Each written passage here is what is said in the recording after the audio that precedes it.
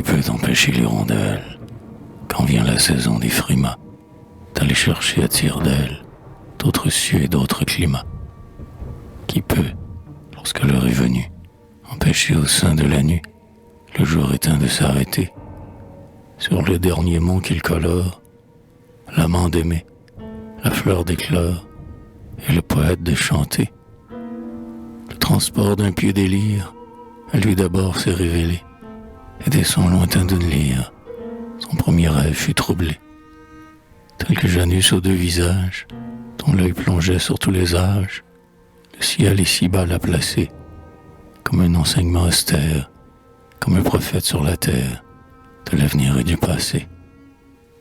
Mais hélas, pour qu'il accomplisse sa tâche au terrestre séjour, il faudra qu'un nouveau supplice vienne l'éprouver chaque jour, que des choses de cette vie et de tous ces biens qu'on envie, ils ne connaissent que les pleurs, que brûlé d'une ardeur secrète, il soit au fond de sa retraite, visité par tous les malheurs.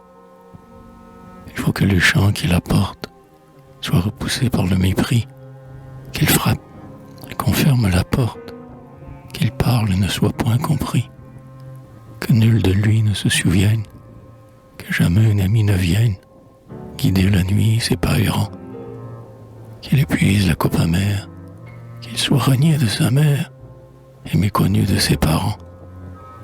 Il faut qu'il sache le martyre, il faut qu'il sente le couteau levé sur sa tête et qu'on tire au sort les parts de son manteau. Il faut qu'il sache le naufrage.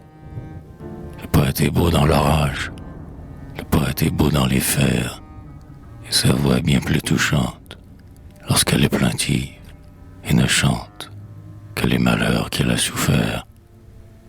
Il faut qu'il aime, qu'il connaisse tout ce qu'on éprouve en aimant, et tour à tour meurt et renaisse dans un étroit embrassement. Dans ses bras, naïve et sans crainte, au charme d'une douce étreinte, une vierge au cœur innocent, silencieuse, s'abandonne, belle du bonheur qu'elle donne et du bonheur qu'elle ressent. Et que bientôt la vierge oublie ses transports et ses doux instants, que d'une autre image remplie, elle vive heureuse et longtemps.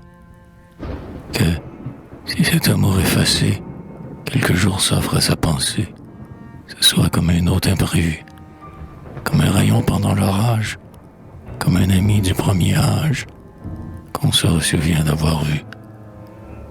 Éprouvé par la destinée, il entrevoit des temps meilleurs. Il sait qu'il doit de sa journée recevoir le salaire ailleurs. Car loin de tous les yeux profanes, un ange aux ailes diaphanes vint au milieu de ses ennuis lui révéler que cette vie doit finir pour être suivie de jours qui n'auront pas de nuit. Qu'un autre, épris d'une ardeur sainte, les yeux tournés vers l'avenir, s'élance pour franchir l'enceinte qui ne peut plus le contenir, qu'il poursuive une renommée qui partout l'univers semé retentit chez nos neveux, mêlé aux tempêtes civiles, qu'au seuil des grands, au sein des villes, sa voix résonne. Moi, je veux, dans le silence et le mystère, loin du monde, loin des méchants, que l'on m'ignore et que la terre ne sache de moi que mes chants. À l'œil curieux de l'envie, soigneux de dérober ma vie et la trace de tous mes pas, je me sauverai de l'orage, comme ces oiseaux sous l'ombrage, qu'on entend et qu'on ne voit pas.